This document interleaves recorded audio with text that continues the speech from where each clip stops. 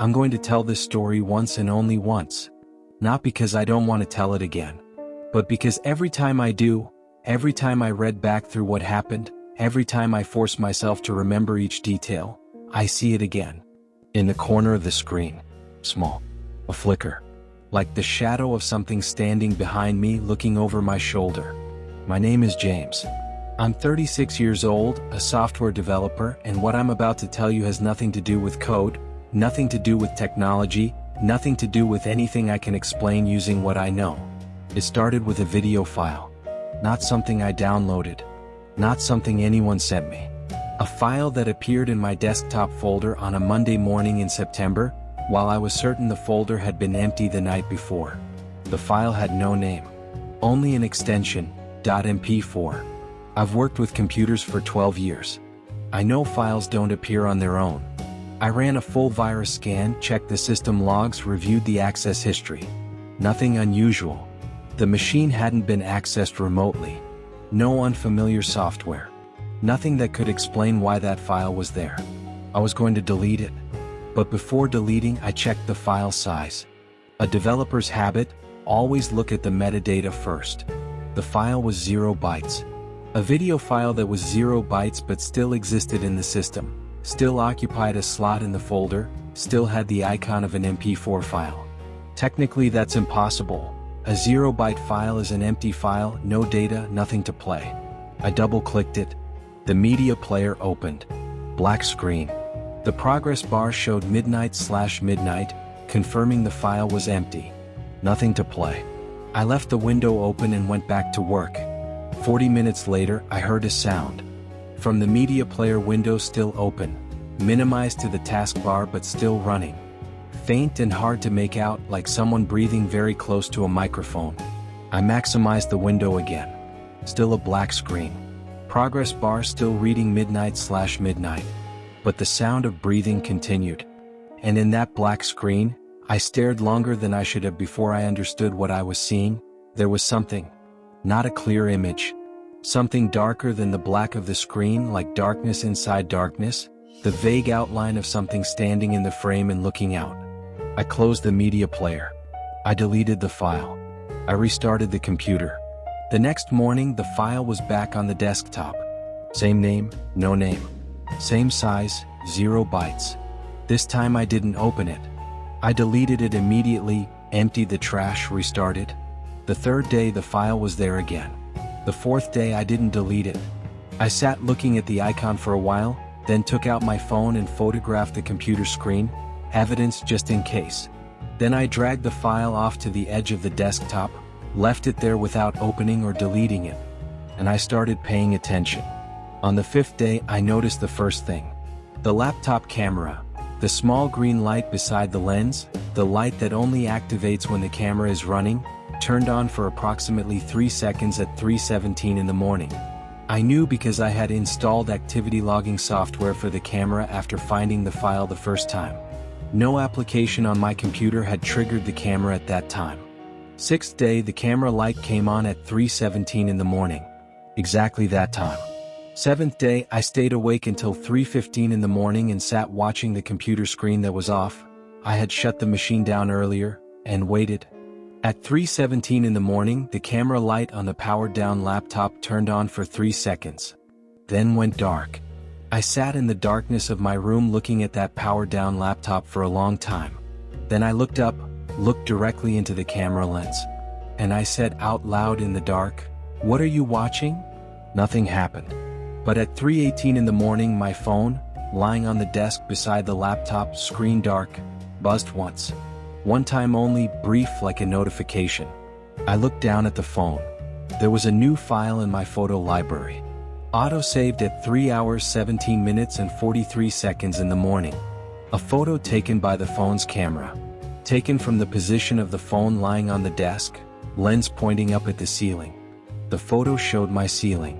And I was in the photo, visible from the angle below, looking directly at the laptop camera. Behind me, standing close enough to reach out and touch my shoulder, was a dark figure. Tall, dark, no face. Standing behind me and also looking at the laptop camera. I turned on the lights. I spun around. There was no one in the room. I looked at the photo again.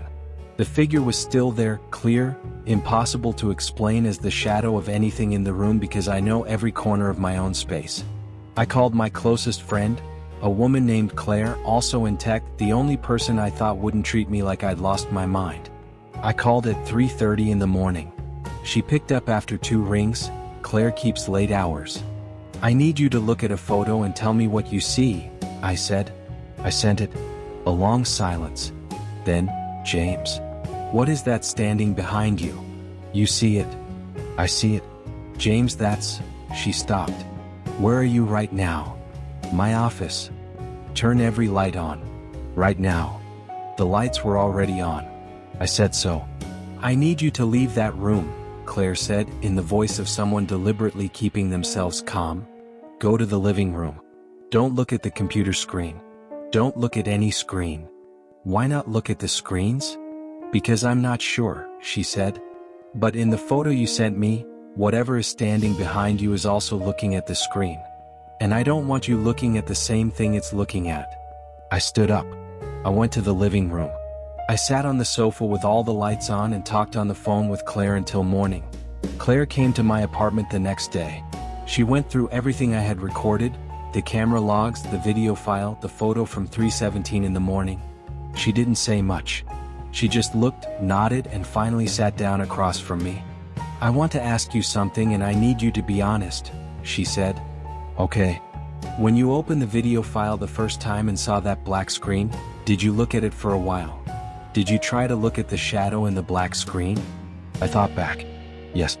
I looked for a while before I realized it was there. Claire nodded slowly. I read about something like this once, she said. Not in a technical source.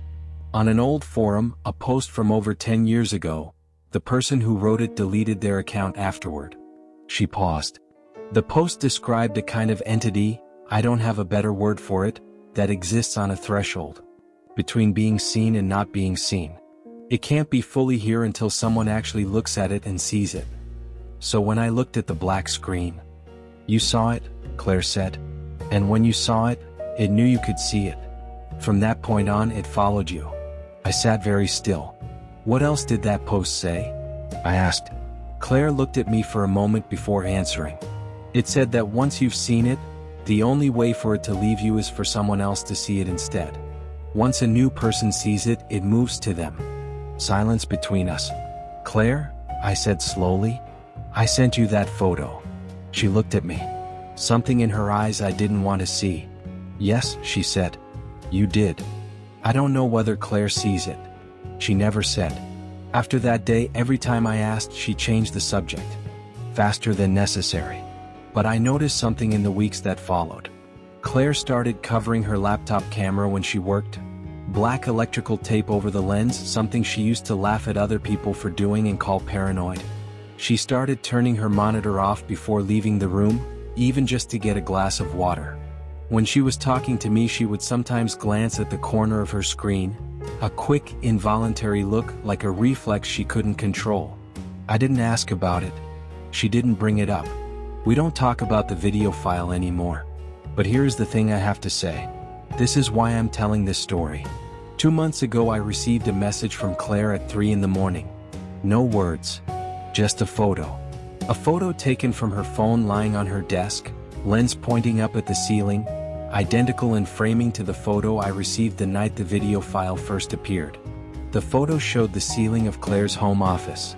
She was sitting at her computer screen looking at the monitor. And behind her, standing close enough to touch her shoulder, was a dark figure. Tall. Dark. No face. I called her back immediately. She picked up after 1 ring, her voice unnervingly calm. You saw it, she said. Claire. You saw it in my photo, she said. Which means you've seen it again. I understood what she meant. And I don't know whether she's right. I don't know if that's how it works. But since that night, I've been seeing it again in the corner of my screen. Small. A flicker. Like the shadow of something standing behind me looking over my shoulder. And now you're reading this story. You're looking at a screen. I don't know whether reading is enough. I don't know what it takes for it to move from one person to the next. Whether it needs direct eye contact or just awareness of it or just enough attention held on it for long enough. I only know one thing. Since I started writing this down, the thing in the corner of my screen, the thing I see every time I tell the story, has been standing more still than usual. As though it's waiting for me to finish. As though it knows that once I share this, once someone else reads it, once someone else looks at a screen and starts paying attention to the corners of their own, its work here will be done. I've posted this story. Now it's yours. Don't look at the corner of the screen. But you just looked, didn't you?